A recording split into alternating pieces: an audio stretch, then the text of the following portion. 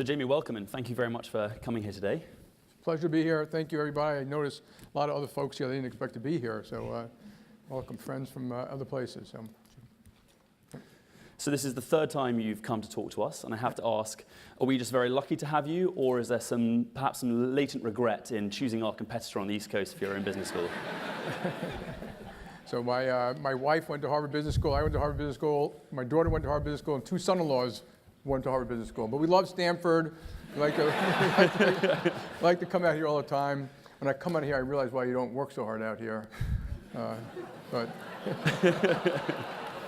yeah. Now, speaking of business school, we have many people in the room who are trying to decide between entrepreneurship and more traditional paths on leaving.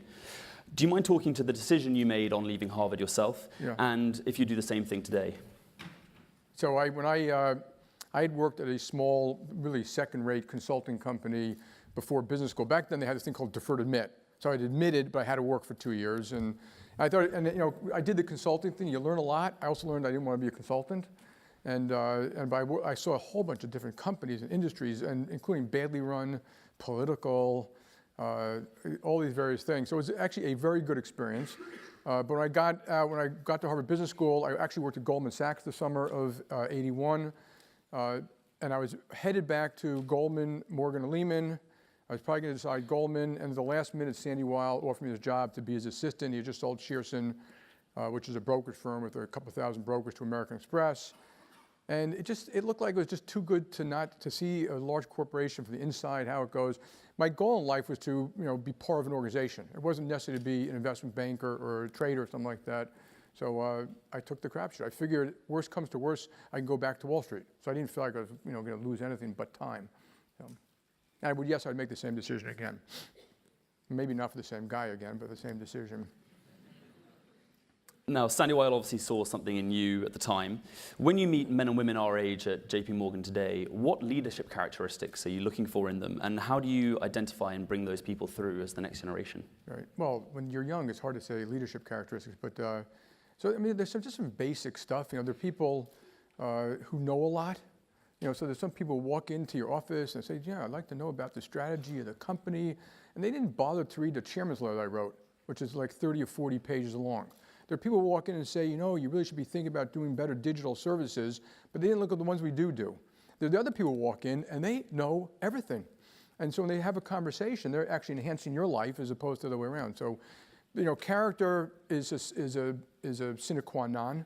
And by character, I also mean that they tell the whole truth, nothing but the truth. They don't shave the truth, and they say the same thing to you that they say to you.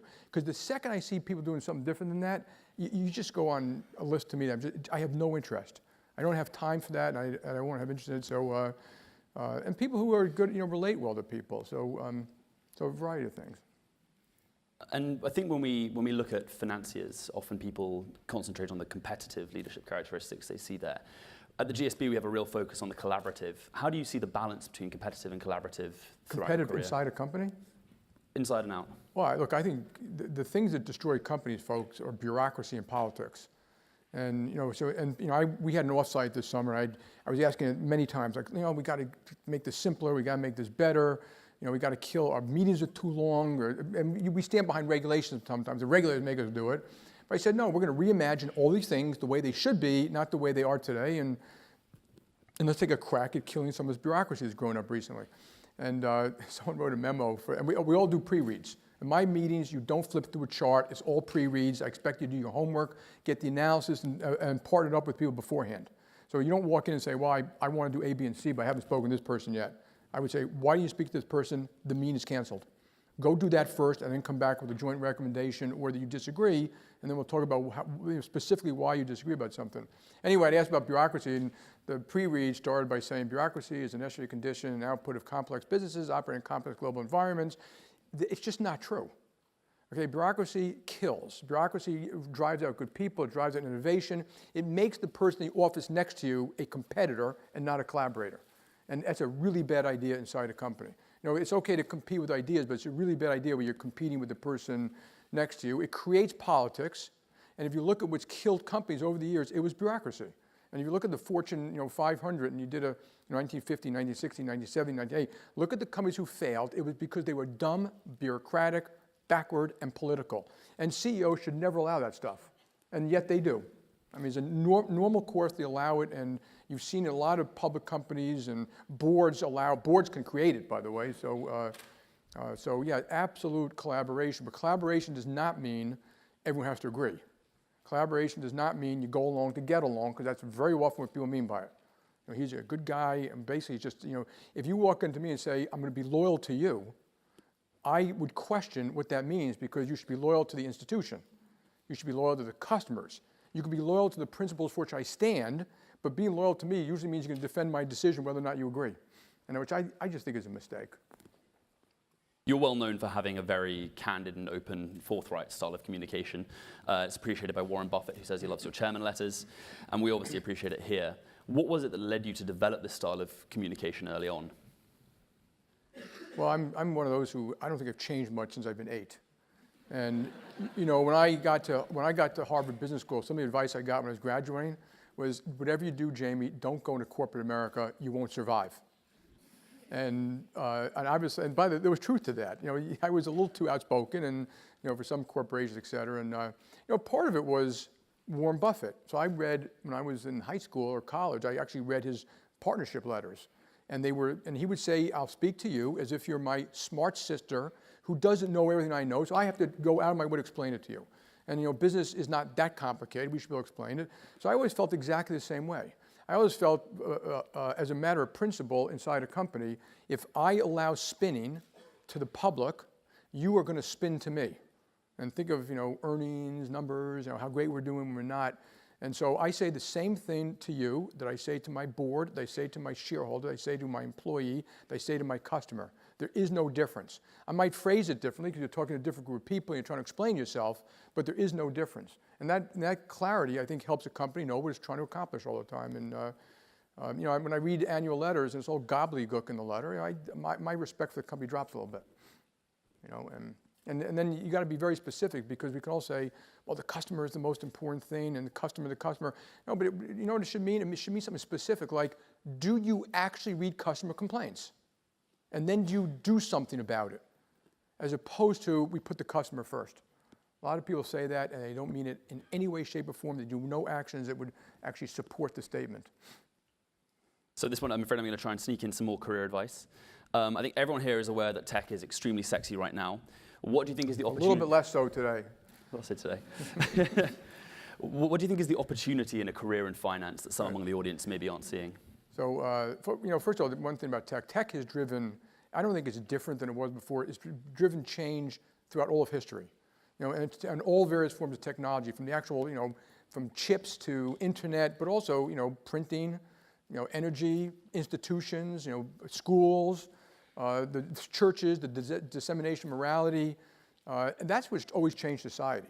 And it's always at the root. It's at the root of changes in businesses. It's the root of changes in what companies do well and what companies don't do well. So it is absolutely critical.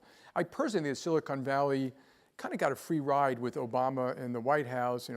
They pandered. You pandered to him, and he pandered to you. And now you're seeing a little flip side of that. So the big companies, the successful ones, are going to find out, which I've known a long time. The bigger you are, the more the government's going to get inside what you do and want to impose on you and set rules and standards, and sometimes for good, and sometimes not for good. But so financial services. So I think technology is an absolutely wonderful thing. But financial services, first of all, we are a huge user of technology. We spend $9 billion a year. So we're not at the bleeding edge, but we're damn close in terms of what we spend money on, what we do, our data centers, our capabilities, our mobile, digital, moving. We move $6 trillion around the world every day, digitally, not cryptocurrency, but close to it, because it's digital. And we bank 50 million people in our households, and soon we're going to have online investing and robo-investing, all these various things to link into our accounts. So we are huge users of that kind of stuff. We also obviously use the advertising of Facebook and Google, et cetera. But financial services is always going to be an interesting business, because it's not the most important business, but it is at the nexus of how a capitalist society functions. It's part of the spin wheel. And when I say financial services, I'm talking about all of it. Private equity, venture capital, activists, whether you like them or not, banks, non-banks, individual investors. A lot of companies that do things individually that help change the world a little bit. But that it's always going to be this field that where money gets invested, ideas come together, things get executed, capital gets executed globally. So it's always fascinating. It'll always be well paid. Whatever some of these folks say in DC, it has to be well paid, because you can't do it with dumb people making dumb decisions if you're thinking to actually run a good economy or something like that. It'll always be a high-tech user, and it'll always be complex and global by its nature. And so it's a fascinating business. When you wake up in the morning, when I read the paper, there's very little in the paper that I'm not reading and thinking about. It affects our clients, it affects our companies, it affects our risk, it affects our exposure. We should be doing something about it. Like just any article, because we do business in well over 100 countries, and with just about every country and every sovereign wealth fund. So it's a fascinating field. I mean, when you get into it, there are all different parts to it, and you got to decide how you want to, if you want to get into, how you want to get into that. One of the things we set up, which I really like, is we hired top-notch people for investment banking, okay, and sales and trading. So we go to the best schools in the world, we hire some of the best people. We now do the same thing for general management, about 8 or 9 or 10 a year, because we need people who can run the damn joint too. And I want the same quality, and we move them around the company, kind of keep an eye on them. And but the point is, they want to be global, they want to move around, and they want to learn how to manage and run something. So the same kind of compensation as investment bankers, same openness to senior people, so that we can get that. And not that if you're investment banking, you can't move into management or sales and trading, but this is really people who want to do more management, financial services. So you mentioned cryptocurrency, and I know you said you weren't going to talk about Bitcoin anymore, but you're at Stanford. Some of us put all our student loan money into it, and I have to ask you anyway. Why do you believe that governments and regulators can't allow the existence of a global currency based on I've become like a spokesman against Bitcoin. I don't care. I don't care about Bitcoin. I could give a shit, to tell you the truth. And I promised myself I wouldn't talk about it. The next day, there are 4 things really quickly. Blockchain is real. It's technology. It can be public or private. It can be for 5 people. It can be for 5 million. It's going to work. You already use it in a lot of test cases, stuff like that. So we're a supporter. I do worry a little bit about the security, because, like I said, we move $6 trillion a day, real time, quite efficiently, effectively, and secure. Before you replace that, you got to make sure you can do it right. There are 3 cryptocurrencies, okay? 3 types, 3 separate types. One is ICOs. ICO, and I haven't studied these things, but you're paying for a token that allows you to use a service, which is very different than a currency, but that's what people call cryptocurrencies. And maybe, Jim, maybe you've studied some of these ICOs. I have no idea, about some will give you cloud services or some can give you investing services. That's one type. The second type, you can use cryptocurrency for fiat currency. Well, that works because it just uses a different technology to move money around. Basically keep your money digitally anyway, and if you just keep different files in a different way and distributed ledgers, that would work fine. But I've always thought about Bitcoin as a currency and a store of value and a payment mechanism, is that governments, and this is my belief, and I may be wrong, I'm not saying you can't go to $100,000, that governments are going to crush it one day for 3 reasons, okay? One is when it's used for terrorist activities. Okay, it'll happen. It's a matter of time. It'll go back to a Bitcoin, and then all of a sudden the DOJ, the United States government, all these people in Washington who profess to love technology and novelty of Bitcoin are going to change their mind. Number 2, when a lot of little old ladies lose their money, because the speculative vehicle was allowed to exist by the United States government, and they're going to lose their money and they're going to be pounding. You should have done something about it. And number 3 is the most important. Whenever a government forms itself, and you go to any country in the world, pull out the currency, look at the date, that fiat currency was formed by that government with the central bank, because governments like to control their currency. They like to know who has it, where it's going, why it's going, when it went, et cetera. And right now, Bitcoin's a novelty. It's $100 billion, and $1 billion a day trades hands. Obviously, mostly speculation, okay? And obviously, there's a real use case. I'm not making this a joke. Venezuela, Cuba, North Korea, criminal, drug money, that'll always be true. So it'll always have a use case that's valuable to someone, because it's better in those countries to do to have that than to have currency or cash or money in a bank, because the governments, they take that too. If you go to Argentina, they had effectively savings accounts. The government just went in and took it. They just took it. And of course, everyone took the money out of the bank right after that, and the country basically collapsed. But so that's the reason why. And it's going to get bigger and bigger, and they're going to want to control it. And it's not the same as a fiat currency. A fiat currency, the government says, you must take this as legal tender. and at par, effectively, cash, at par, and it's always worth par. And I don't know why a crypto dollar would ever be something that, a store of value would be worse than a crypto Bitcoin. So, that's my view, and I may be wrong, which I doubt. But I've been wrong before, though. So, and if I'm wrong, I also don't care very much. To tell the truth, it'll never affect my life. It's not because they write, the bankers are defending their stuff. That's absolutely untrue. If Bitcoin works and we have to do something with Bitcoin, we'll do that too. Kind of a win-win there. Exactly. JPMorgan's a big investor in blockchain technology, as distinct from Bitcoin. What do you think the most interesting applications of blockchain are going to be in finance? Blockchain, think of it as it's not like a faster chip or the NVIDIA GPUs and stuff like that, because when you get certain technologies, they just filter through the whole system. And they allow you to do things differently everywhere, like just more database and more reading different natural language processing. You basically have to write code to have a use case for Bitcoin. So think of it as it'll be deployed use case by use case. We're using it to move money inside the bank. Something like 30 or 40% of the $6 trillion we move is just between JPMorgan Chase accounts. Okay? I saw Mary here, from General Motors to one of your vendors, and we have both the accounts. We just move it between our own accounts, basically. Loans, okay, a loan document, you do the trade, all the paperwork, all the detail, and all the documentation, and all the covenants, and all that can be kept in a place where you all have the same files, they're all kept up to date. You know who owns it, you know who doesn't own it. So that'll be one. Equity trading, I don't know. The Bitcoin takes 10 minutes to finish. We do thousands and thousands of trades in split seconds in equities. So it may be too late to use for equity trading. It may be okay for end-of-day settlement stuff. So that's all, just use case by use case. You can go through one by one and say, it'll work here, it may not work there. But again, you got to kind of write the code, or effectively rewrite the code. So we're going to move from one hot topic to another. You were part of President Trump's Business Advisory Board. Should it have been disbanded? And where is that dialogue with the administration now taking place? Yeah, so I joined the council. Just keep in mind, so when I joined the council, the president asked, Steve Schwarzman called up actually and said, the president would like you to join this council. I am a patriot. I love the United States of America, okay? And you want to help your country, and I still am going to help my country. So help me God. That's what I'm going to do, whether or not you all like President Trump. And remember, we help presidents and prime ministers all around the world. I see them.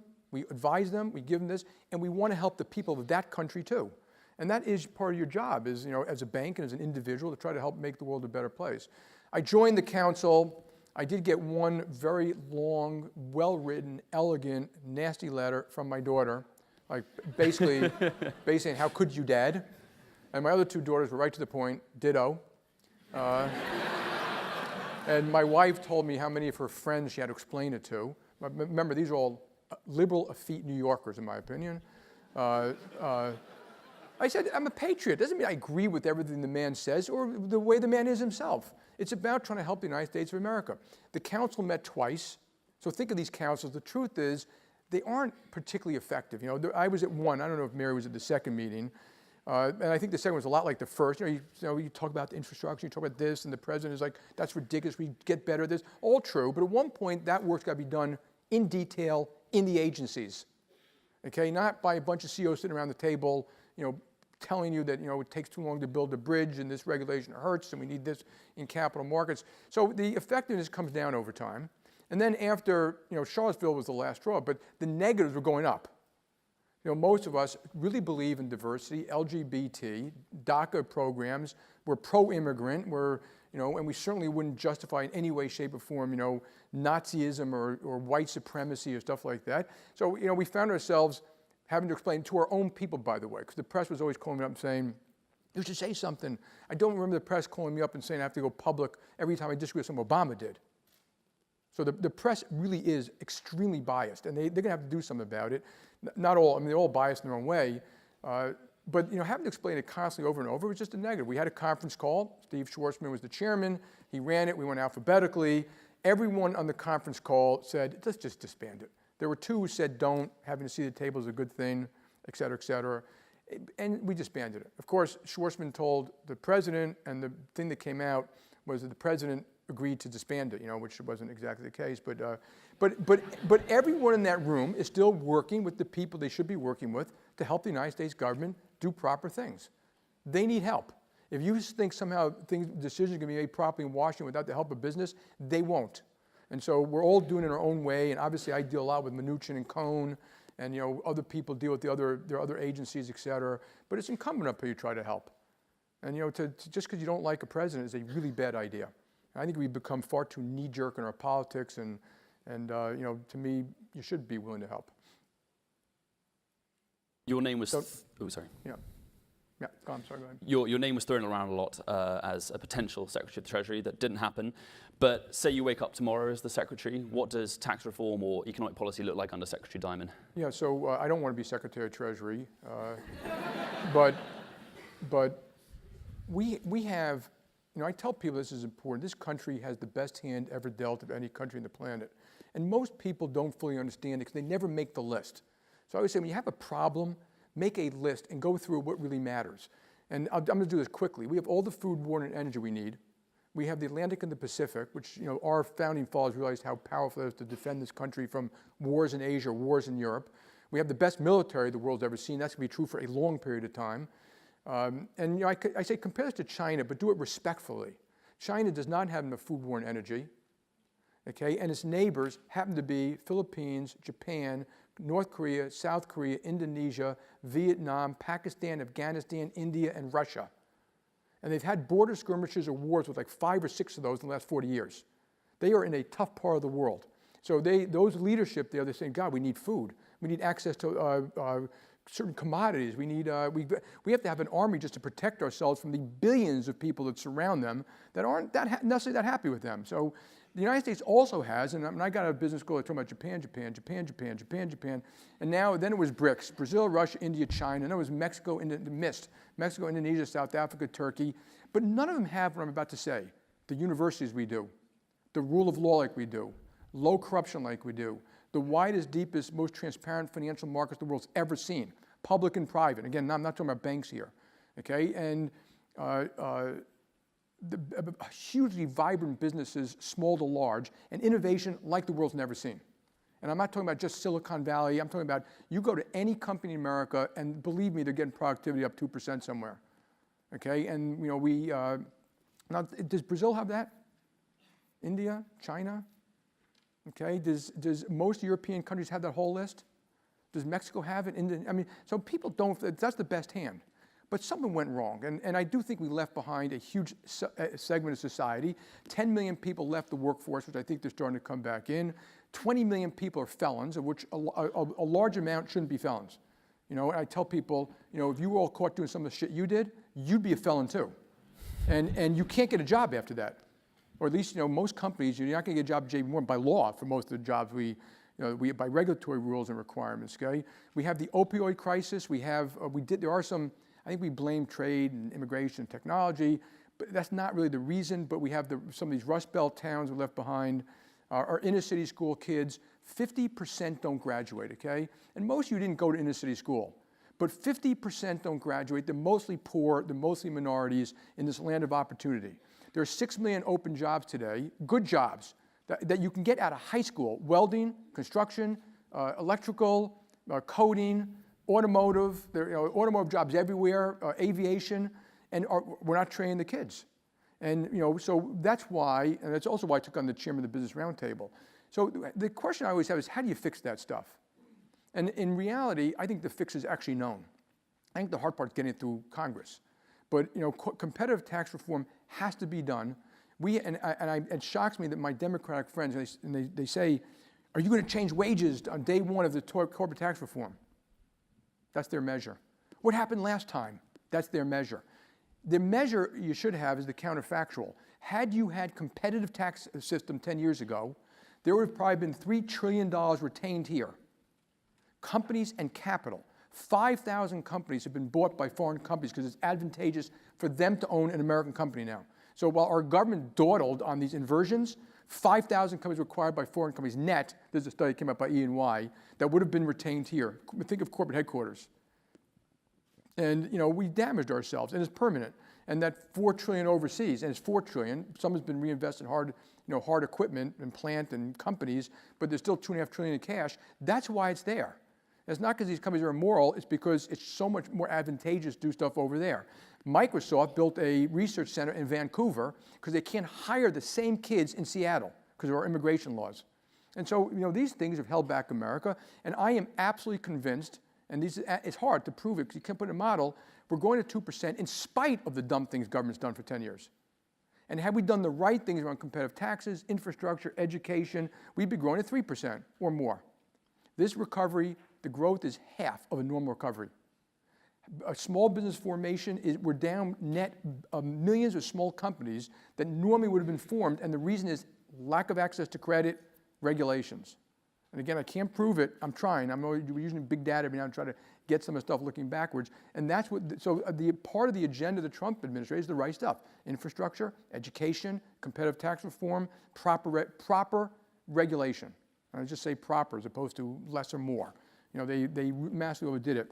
You've heard people say that it didn't hold back lending, okay? And we did and this was real analysis and done by economists, not by me. Mortgages alone, we believe, are held back by $1 to $2 trillion because of the cost, lack of securitization, lack of servicing requirements, and because of litigation and stuff around it, that people are, mostly the mortgage underwriters, are unwilling to make mortgages to first-time buyers, young people, immigrants, prior defaults, and self-employed. Not going back to the subprime of the old age, just opening up the credit box a little bit, okay? $2 trillion of mortgages would have been probably 5% growth in GDP. That one thing. And yet they say it didn't hold back lending. And by that would have not changed any risk at all for banks. For the most part, we don't keep that stuff. And it wouldn't have changed the risk for the government. Actually, I think the risk is lower when the economy is stronger. And so that's what they should be doing. I think they are going to do some of that stuff, I hope. Under your management, JPMorgan's gone from strength to strength, but one incident stands out as a negative during your tenure. So in 2012, a London-based trader lost over $6 billion for the bank. Are there any lessons for us all in how you dealt with that incident? And do you wish you'd done anything differently? Here's an example. I mean, this is what our country's come to, okay? We had a record profit that year. We're a big company, hugely embarrassing. I'll tell you about that mistake in a second. No customers were involved. Okay, it was originally put on as a hedge that obviously didn't work. Okay, and yet we were punished severely in Congress, $2 billion of fines. I mean, it's outrageous. It's just outrageous that a company makes a mistake. My shareholders got hurt by $6 billion. I hurt my shareholders. I apologize to my shareholders, and the government fines me $2 billion in addition to that because they can, because they said it's another example of a bank being mismanaged, et cetera. Shit happens, and it was. We had put on a hedge that was supposed to earn a lot of money in a recession and basically break even in a normal thing and lose money in a booming environment. Think as we were short high yield and long investment grade, something like that. And it wasn't the complex derivatives that mattered, because the fact is that wasn't the mistake. The mistake was when we put this thing on, I thought, and I blame myself, and I went public right away. Big mistake, $2 billion, could be a lot worse. Bad strategy, barely vetted, barely monitored, barely done. My fault. I'm sorry. We're going to fix it. The details in some ways didn't matter, but it was hugely liquid. This typical thing in trading, by the way. When we had asked them to reduce the positions in half, I'd looked at some very simple numbers, risk-weighted assets. I should have asked a couple more questions. They couldn't do it. So instead of reducing it in half and saying, hey, we have a problem, but if they'd said that at that point in time, we'd have lost $500 million. You probably wouldn't even known about it. But instead of that, they kind of doubled down. They tried to come up with these old cockamamie ways to reduce the risk, but they just added more and more liquid positions on top of other liquid positions. And when you try to unwind that thing, that's how you get killed. And so, but the lesson, there was no lesson to me. I knew the second it happened. I've seen it before. I got the whole management team together, all the PR people. I said, guys, they're going to come after us. They're going to say JPMorgan's like everybody else. Big banks are too big to manage. Jamie Dimon's a failure, just like these other guys. He's off his highly holy horse. Diamonds do break. Diamond in the rough. I wrote all the headlines. I said, forget all of that stuff. We're here to serve companies, serve clients. We're going to do our jobs, and hopefully the attack and when something like that happens, and a lot of you have been through this, that is a letter to every AG, to every newspaper, to every senator, to every congressman, and they all attack. like literally like a bunch of barking hyenas. And yet we all look at it like that's okay. Well, it's not okay. It's not the way professionals, people should act when companies have problems and stuff like that. So, so the fact is, there was no great lesson learned, other than for all of you, whenever you have a problem, and I'd say now Zuckerberg's got one, that's what he's going to deal with. I'm not sure he completely understands that. Every AG, every senator, every congressman, they'll turn immediately, they'll go on the attack, they'll take advantage of it. I'm surprised they're not talking about fining them billions of dollars yet. And so, and that's what society is. You just have to learn how to deal with that stuff. So, and the biggest risk of all, the risk committee, so we obviously bear risk all around the world. That risk committee, which was meeting, had our senior risk officer on it. When I asked, what about this trade? They said, oh no, that trade was done pretty much between the bunch of those traders who were doing it and Ina Drew, who's our CIO, who I respect. They didn't want to share the risk committee. That should never happen, ever, ever, ever, ever. Okay, our risk committee see everything. My general counsel sees everything. My head of compliance sees everything. Once someone ever says, well, that we're going to do over here, you got a problem. And that tends to create an issue that will come back and haunt you. To explore leadership in tough situations some more, the Harvey Weinstein story is very much on people's minds at the moment. As a leader, what do you feel is your role to play in creating a work culture that's very respectful of women? Well, I think it is your role to do that. And, and someone said to me after that Harvey Weinstein, so this way, Wall Street's been that way. Wall Street's not that way today, folks. Not like that stuff. I mean, I'm sure there may be harassment somewhere in JPMorgan, but if you think it's condoned by anyone at the company in a senior position, absolutely not. Okay, and we've got strict processes in place to look at what people do and how they do it and review it. And if it involved me in any way, shape, or form, it would go directly to a separate board thing. It wouldn't be like I can go negotiate a sell on my own or something like that. So the first thing to diversity, and I think is more important than anything else, is that everyone in the company is treated with trust and respect. Any meeting you walk in, you feel like you're welcome. Anyone can speak up. It's not a guys, and you see the subtle guys thing. I've seen this. A senior banker once told me, Jamie, watch this man who runs a big part of the company walk into the partner's room, and he'll walk up to you, hey buddy, how's you like that football game? You, hey man, why were you scoring in golf? And he wouldn't even talk to the women in the room. If you're managing a group of people, and I saw you do that, you'd get an earful from me. You got to talk to everyone. You can like some people more than others, but you got to talk to everyone. And you have to go out of your way to get the quiet person, the reserved person, the person who doesn't want to be embarrassed, to get them to speak up and feel comfortable. And when you have an environment of trust and respect, people can shine. Okay, now you should have specialized programs and all that, and I'm for those, but they don't work if you don't create that environment. It doesn't matter. And just like you would advise, I have 3 daughters. If they were in a terrible environment, tell them to leave. Go find a place that appreciates your skills. And so it will hurt a company ultimately, because if I get to pick my team from all people, not just white men, I would pick a far better team. I should point out that JPMorgan Chase, and again, the press doesn't write this, half of my direct reports are women. Did you hear what I just said? Every article, even in the Wall Street Journal, is always saying it'll be 30 years before women represent 30% of the executive suite on Wall Street, 50%, including the head of tech now, Lori Beer, who's been doing a great job. She's been doing it a couple of months, and 20% of my direct reports LGBT, because they're good, and 30% of all the top 200 people in the company are women, and they run major parts of the company: credit card, private banking, global equity capital markets. An Indian woman is the head of U.S. M&A, and that was the most macho, belt and suspenders, smoking cigar in the back room of all the jobs, and her father didn't even want her to go to college. She's actually from India. She's not just Indian, and so yeah, I think if you do it right, you'll have a great environment for everybody, and you got to have your eyes open to it.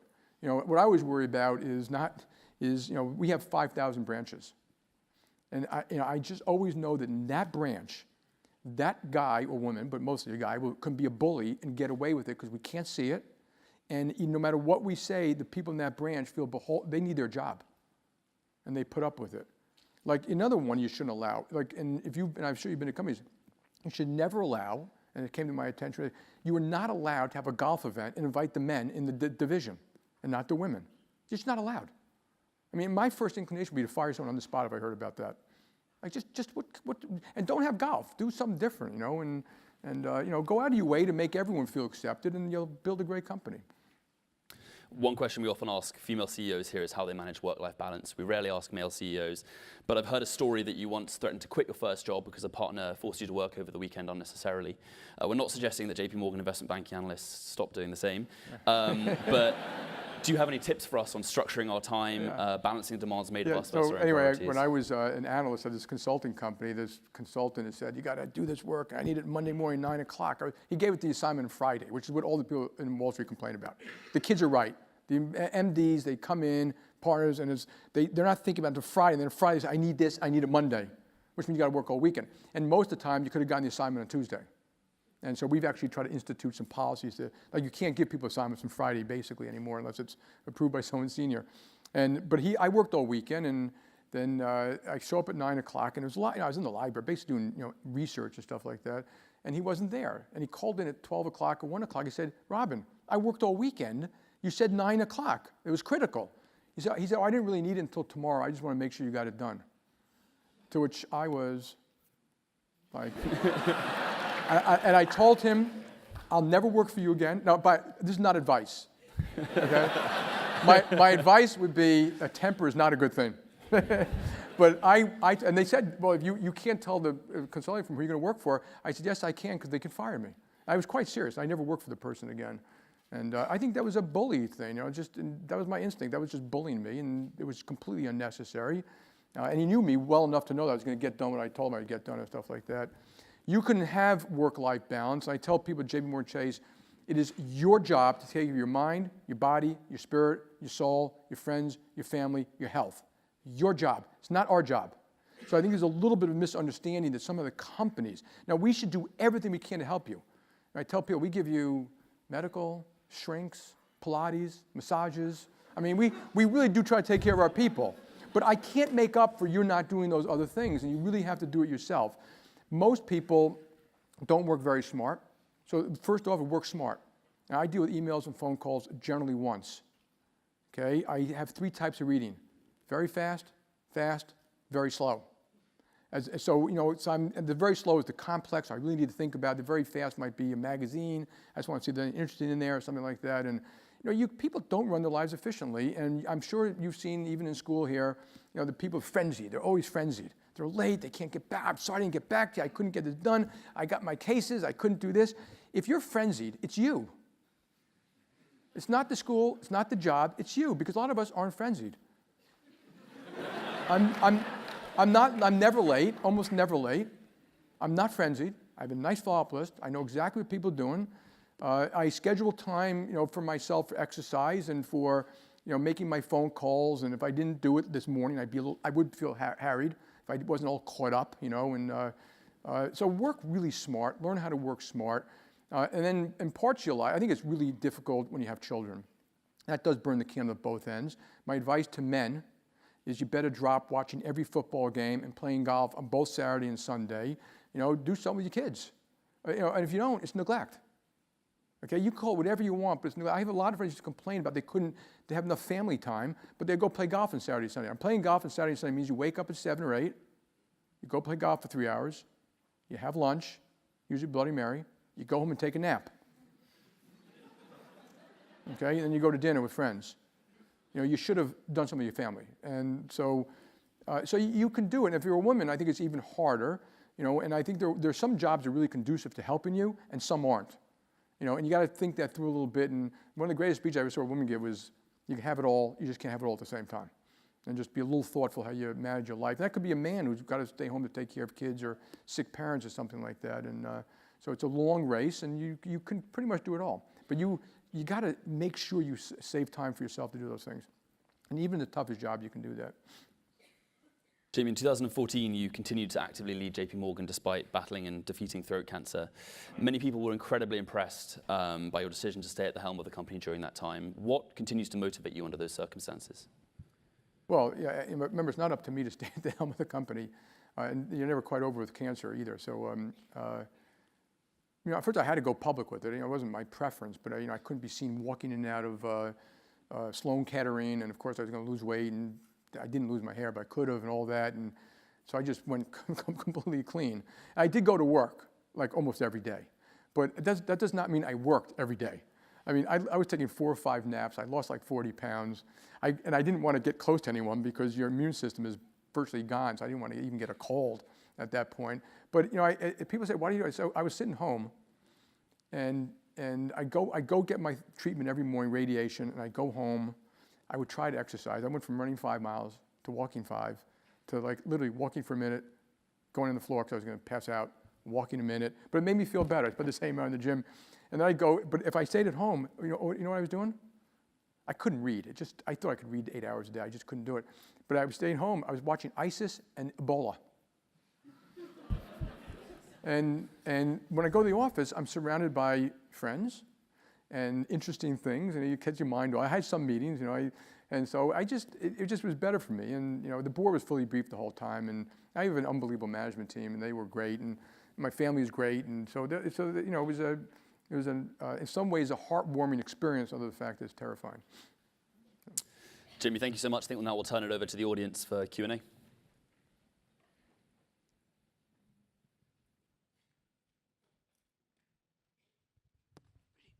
Thank you so much for being here, Mr. Dimon. At what level do you think Bitcoin has to get to before JPMorgan would embrace it? And at what level of demand? You said there is a level, and I'm wondering what that would be as we look today at the price of $7,000 a coin. I doubt we're going to embrace it at any price. So I mean, to me, it's that I'm worried about being caught up in this maelstrom of people losing money and stuff like that. There's no reason for us to do anything with Bitcoin. Now, if you're a client and you want, they're going to trade it on the CME or something like that, I advise you not to do it. But should we do it and put in trades for a client who asks us to, is sophisticated and obviously not bright, but sophisticated? Maybe, I don't know. I mean, I told the senior team, I don't tell them what to do. Because I sent a note to Daniel Pinto runs. I said, Daniel, I know you heard what I said. It's your job to figure out what to do. And if you disagree with me, that's completely fine. I'll probably do whatever he wants, in spite of what I said. Yeah. Hi. Hello. Hi. Thanks for coming. One thing, I'm Puneet. I'm a second-year MBA. A couple things you said that were quite interesting were like there's no lesson to be learned, and I don't care if I'm wrong. And I guess from a lot of senior leaders, I've noticed that self-awareness and learning from mistakes are key characteristics. Do you agree? And if so, do you have an example of a time when you've actually tried to build those? Yeah. So I did mention the mistakes I made. I should have asked some more questions. There was one question I would have known, just one. It was the one when I said it was a tempest in a teapot. I had been told, I had asked the question, I got the wrong answer. It was how liquid are the positions? How many days can you get out? I was told 10. Yeah, it was like hundreds. And the second I heard that, I said, oh shit, we have a real problem. So you learn, and I actually wrote about my chairman's lever. I said lessons learned or relearned. I knew that. So you kind of learn, sometimes you learn the same lessons over and over. It's like being in the boxing ring. They say duck, hold your hands up. Yeah, well, that's harder to do than you think, so you do learn, you do get better as you get older in management and people and decision making. But I'll tell you what the biggest mistakes I've made are. Not the specific one like the London whale, but more the patterns around it. Temper's a bad idea. Any decision made out of temper, even treating people with temper, they're going to be careful why you walk in, what mood is he in, and stuff like that. You don't get the best out of people. And sometimes early in my life, people said, well, it was a well-placed blow of anger. No, it wasn't. It was just a welling up of anger. And you usually clouded your judgment as opposed to, so I knew I had finally matured when about 10 years ago, someone was sitting in front of me talking about something, about investment banker comp, and I was getting so mad. And I said, you know what? I'm going to leave the room. You guys stay here for 10 minutes. I'm going to come back. I went out. I thought about what made me mad. I came back. I told them very politely how offensive what they were saying was to me, et cetera, et cetera. But other mistakes, when you don't get the right people involved, plain and simple, a lot of answers, sometimes the answer is waiting to be found. You just got to get the people in the room and work it. Making decisions when you're tired, making decisions on Friday, not thoroughly vetting people. The biggest mistakes you make are people mistakes. I've made plenty. The people mistakes really set back an organization because it takes a long time to figure it out and a lot of damage is done. Then you have to replace them. So it's like a year and a half. A person mistakes a year and a half of setting the company back. And you may lose good people in the meantime, because when you put a person in that job, they often drive out some other good people by the time you figure out you made a mistake. And you can avoid that because I don't know your name, but I can get the whole book on you and never meet you. Okay, I can find out how smart you are, how you treat people, how you treat your friends, bosses, peers, subordinates, whether you're on time, whether you show up, whether people trust you, whether you shave the truth. I can get that whole dossier on you. So we're pretty good now at making sure when we put people in these big jobs that we know they're pretty good. We still can make a mistake, but you'd be surprised the error rate is just dramatically less than it ever was before. Hello, hi. I'm a 2018 Sloan Fellow. I was working for JPMorgan in London up until March of this year. And I'm just wondering, where do you see the future of European financial services, and particularly JPMorgan, in the context of Brexit? You know, so Brexit, I mean, the fact is we're going to be prepared for hard Brexit, not because we're predicting it, though I think it is pretty likely at this point. I think it's a very complex thing. It's not great for Britain. But the fact is, to be prepared, all we have to do is have our European subsidiaries get more capital, certain licenses, certain approvals, which we're going to get, so that if you have a hard Brexit, it defaults the next day to existing EU law. Under existing EU law, we simply have to do certain things contractually in a sovereign entity that's in the EU, and we have them. We've got licenses, proper subsidiaries in Germany, Ireland, Brussels. It's only about 400 or 500 jobs, so it's not that big a deal. But in reality, 12,000 people are servicing Europe out of London, even after a hard Brexit. And the real issue is what happens to those 12,000 in the 10 years after, because I know it's going to happen. Regulators and politicians are going to walk in and say, we're uncomfortable. We know you did the license and you booked the trade in this subsidiary, but then you back-to-back it to that subsidiary to risk manage it, or you had the banker do the ECM deal here, but the research, risk, compliance, audit, trading was all done in London, and that's not sufficient. We don't want a Potemkinville type of business. You got to move it here. I think there's going to be huge pressure to move those 12,000 people over time into the EU. And and my goal is to make sure we can serve our clients nonstop. It'll cost us more money. It's a real pain in the ass, but that's not the point. I'm not worried about it. I want to be able to serve those European clients. We bank every European country just about, every big European institution, every big European investor. That's what I got to worry about, being prepared to do that on the next day. Thank you. This is a continuation of what you're talking about, but what areas of the bank do you see most exposed to technology disruption? You mentioned sales and trading before. Yeah, so first of all, like I said, technology has been changing the world forever. And so it's not like it's completely different. I think it's faster now. More money is going into fintech. Agile technology can do things that couldn't be done before. And I think it's incumbent upon any business to use technology to do a better job for its client. Better could be better, faster, cheaper, straight through processing, obviously making it digital, mobile, stuff like that. I remember banks have been doing that for years. And you can buy and sell FX on your mobile phone now.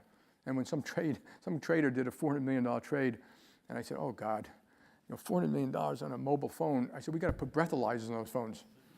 I just envision some macho trader having 2 martinis and saying, I'm going to do this.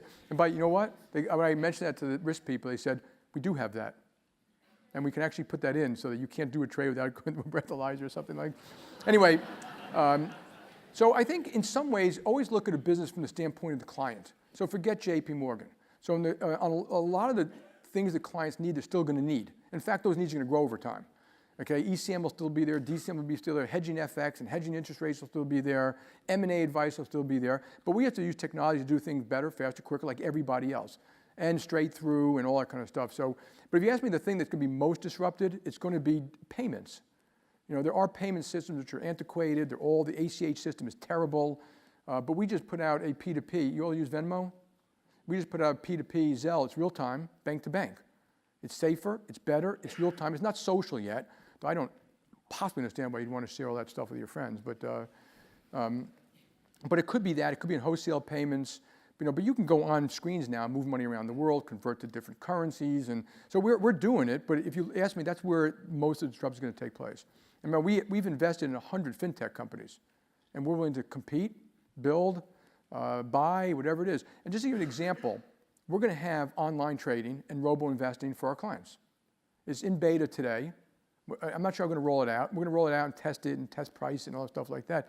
But we can add a lot of those things for free if we wanted to. So we're not dead in the water. So when the time comes, you're going to see us being very aggressive to win business just like we always have. And we rolled out, it's not being marketed, we rolled out a mobile-only bank in St. Louis recently. And we're going to test that. It's more for millennials than anyone else. But from opening the account to moving money, it's only the debit card. And we're going to see how that works. And then we're going to try to modify that and then do it in all 50 states. Go ahead. They'll get it eventually. No, hold it up. Jonathan Wallen, third year PhD student now. And I have a question about how you brought up bureaucracy and politicalization and the sort of detriments that does to the firm. And my concern is, how do you assess the bureaucratization within JPMorgan, compare it with your peers, and how do you trade off the agency that you give to individual portfolio managers with the oversight from compliance? Yeah, well, I mean, we're pretty rigorous how we run the company. So, we meet all the time and go through everything top to bottom, and we raise these issues and stuff like that. And so if you know what your authorities are. If you're a trader or if you're a bank, you know exactly what you're doing. You also know what you're not supposed to do. And you also know when you're supposed to go to a compliance committee or risk committee, an underwriting committee or a credit committee. There's no mystery to any of that. And it happens every day and we barely make mistakes. And I'm not going to stand behind regulatory things. We have thousands of rules and regular requirements, and that does create some of the bureaucracy, but it's not an excuse for us to say, this is a better way to do it. We listen to customers all the time. And the management team is open, every issue. The agenda is always set by them. So it isn't like you walk in the room and I set the agenda. If you work for me, I expect you to raise everything important. Everything and anything, including bureaucracies, costs, slowdown, bad service, competitors got something better than us. That's your job, not my job. And that's when I do it with you, presumably you're going to do it with your management team. So you're always airing all these issues. We go on bus trips, we go to call centers, we go to op centers, we got client reviews, we got advisory groups, and all those things get circulated, all of them. So all the complaints, and we're always trying to deal with that and become better and faster. I think one of the tough things about management is you have to get rid of the bad people. So I can say anything I want, but if I have a bunch of Goombas or they're not that good or they're friends of Jamie type of thing, that is what causes the problem. And so very often you have people who are unwilling to get rid of the bad people. Bad could be because their culture's bad. It also could be because they're not good. They're not good enough. So in meritocracy, people say, Joe deserves the job, or good old Joe, and he's been here a long time, and that doesn't mean they deserve the job. And in sports, if you're not batting .250, you're not going to be playing second base. And it's very easy to take out a pitcher who's not doing a good job. In business, they're left in those jobs for a long time. I'm not saying treat them disrespectfully. If you treat people disrespectfully, you're going to lose their hearts and minds too.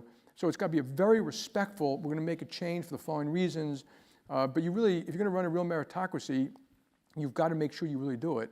And those people, that should filter through the whole company to loyalty is such a misnamed thing sometimes. What they usually mean is, I was asked when I was a young CEO in a room like this, we had just done a big deal, how can we be loyal to you when you weren't loyal to Joe?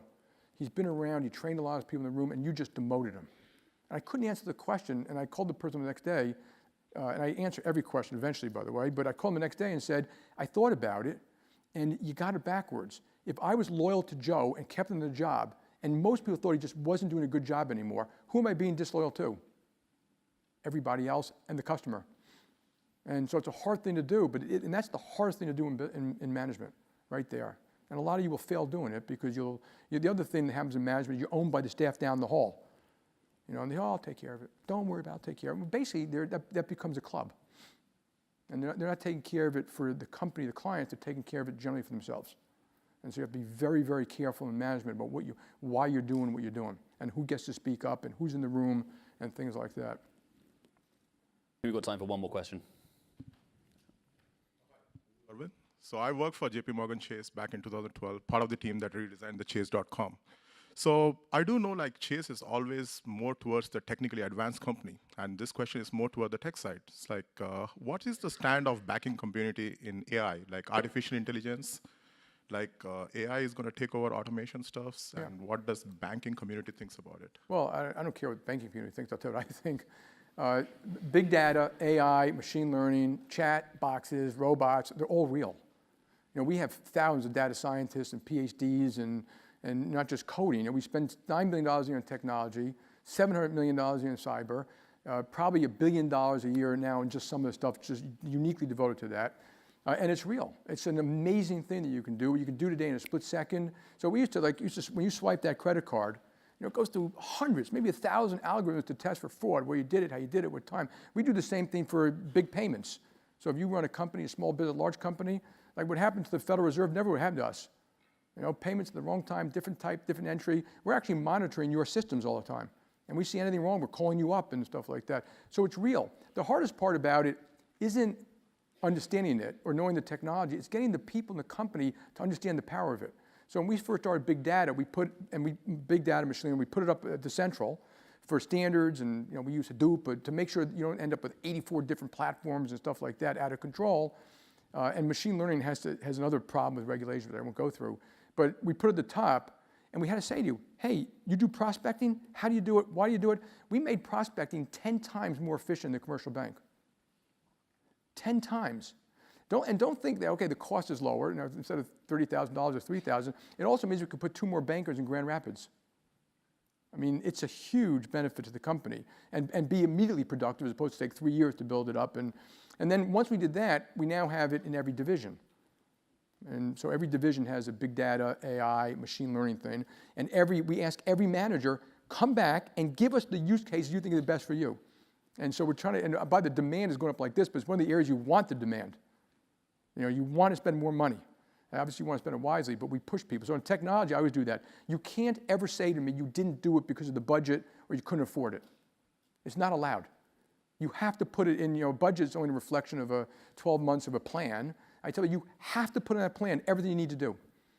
Growing the sales force, growing companies, growing technology. You know, don't be a baby about it, because people say, well, we didn't do it because we couldn't afford it this year. Who said?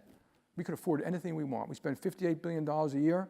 We make $35 billion pre-tax. And we got to spend another $2 billion to get big data right. We're going to do it. So it's more about getting it executed right than it is about the money. Everyone, please join me in thanking Jamie Dimon. So, thank you very much.